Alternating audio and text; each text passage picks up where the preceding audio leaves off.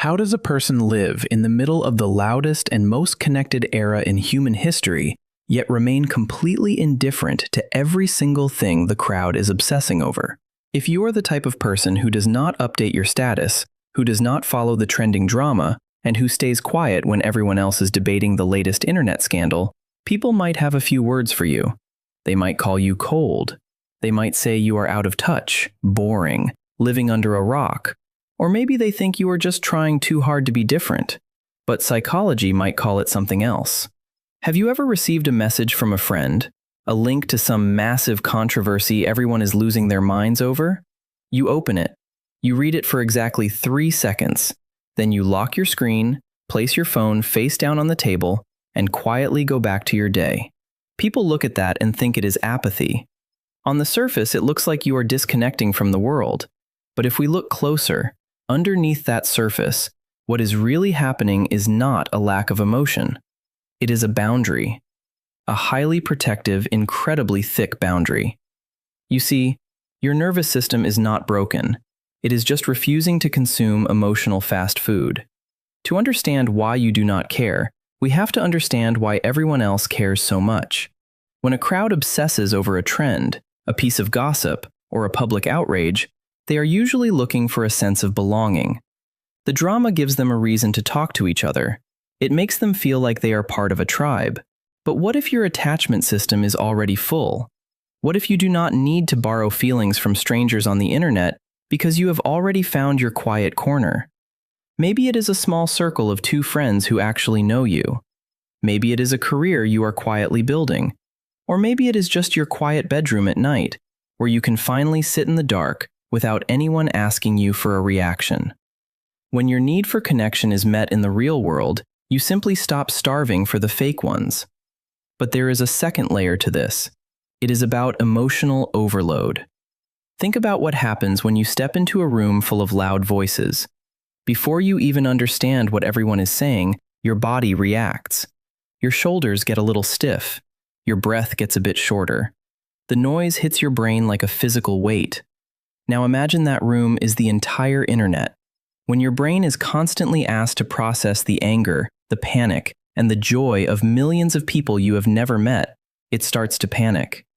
Your nervous system recognizes that this is not a natural way to live.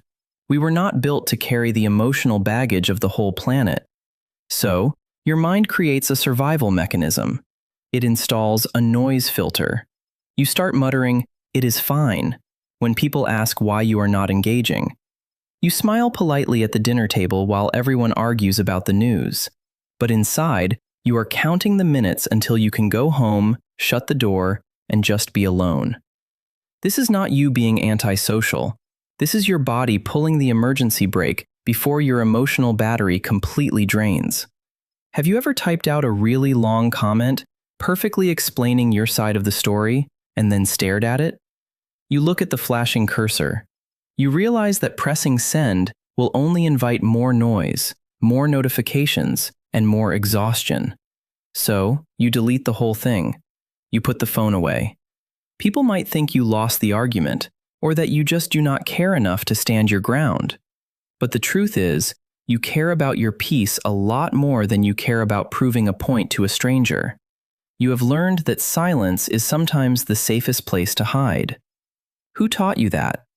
Who taught you that staying quiet is better than engaging? Maybe you were once the person who cared too much. Maybe you used to jump into every debate, trying to fix things, trying to make people understand you. But after years of having your feelings dismissed, or pouring your energy into people who did not know how to hold it, your brain learned a hard lesson. It learned that most of the noise out there is not worth the energy it takes to process it. So you retreated. You built a wall, not to keep people out, but to keep yourself intact. You learned to stay quiet so you would not break. But here is the most fascinating part about all of this. What society calls coldness or apathy, psychology actually views as a highly advanced form of emotional regulation. Think about the modern world. Every single app, every news channel, every social circle is designed to harvest your attention. They want you to be angry. They want you to be excited.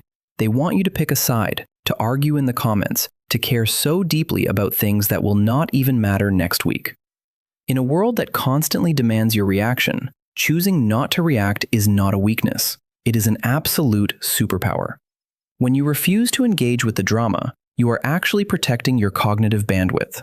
You are saying, "My energy is limited, and I refuse to spend it on things that do not nourish me." Have you ever watched people around you completely lose their minds over a trend, only to forget about it 3 days later? They are exhausted. They are running on an endless treadmill of borrowed emotions. The psychological term for this is collective emotional contagion. People catch feelings from the crowd the same way they catch a cold. Meanwhile, you are standing still. You are watching the storm from behind a thick pane of glass. You might feel guilty about it sometimes. Society tells us that if you do not care about what everyone else cares about, you lack empathy. But empathy is not about feeling everything all at once. If you feel everything, you eventually feel nothing. You burn out. Your nervous system simply shuts down because it cannot process 1,000 different emotional inputs at the same time. True empathy requires a safe container. By filtering out the noise of the crowd, you are keeping that container intact for the people who actually need it.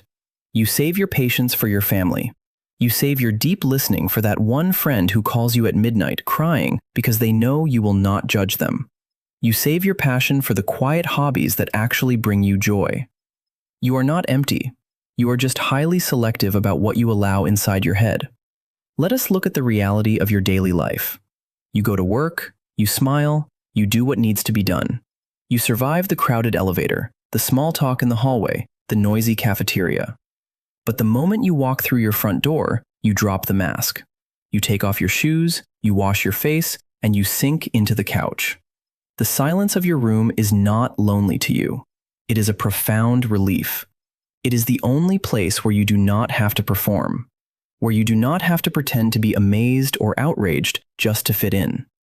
Your bedroom in the dark is the one place where your nervous system can finally drop its defenses and realize that there is no threat. If someone calls you boring because you do not want to go to a crowded party, let them. If they call you out of touch because you do not know the latest gossip, just smile and agree.